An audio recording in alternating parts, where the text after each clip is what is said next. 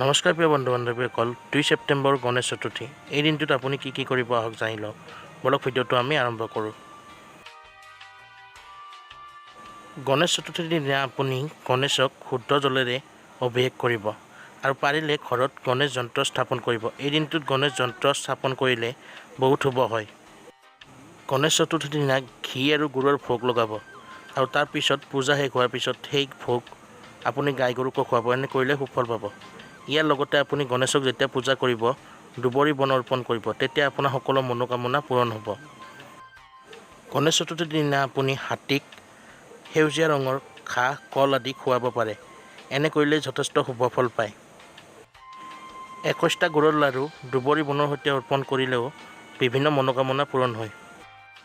যদি আপোনাৰ পুত্ৰীৰ বিবাহ হোৱা নাই বা বিবাহ সম্পৰ্কীয় কিবা বাধা আহিছে, তেনেহ'লে গণেশ চতুৰ্থীৰ দিনা আপুনি গণেশক মালপোৱাৰ ভোগ আগবঢ়ালে সুফল পাব।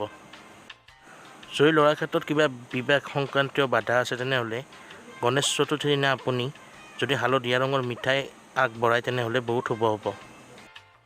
এইদিনা আপুনি যদি তিলেৰে বনোৱা লাড়ু ভগৱান গণেশক আগবঢ়ায় তেনেহ'লে বহুত শুভ হয়। লগতে যেতিয়া আপুনি ভগৱান গণেশক পূজা অৰ্চনা কৰি মন্দিৰৰ পৰা ওলাই আহিব, তেতিয়া দুখীয়া মানুহক নিশ্চয় কিবা দান কৰিব। এনে কৰিলে আপোনাৰ মনোকামনা সোনকালে পূৰণ হ'ব। বন্ধু বান্ধৱীসকল, আশা কৰোঁ গণেশ চতুৰ্থীতে আপোনালোকৰ সকলো দুখ দুৰ্দশা নাইকিয়া হওক, তাকে কামনা কৰিলোঁ ভগৱান গণেশৰ ওচৰত। আৰু যদি ভিডিঅ'টো ভাল লাগিল লাইক কমেণ্ট শ্বেয়াৰ কৰি দিব। লগতে এই ধৰণৰ ভিডিঅ' সদায় পাবলৈ আমাৰ চেনেলটো ছাবস্ক্ৰাইব কৰি দিব। ধন্যবাদ।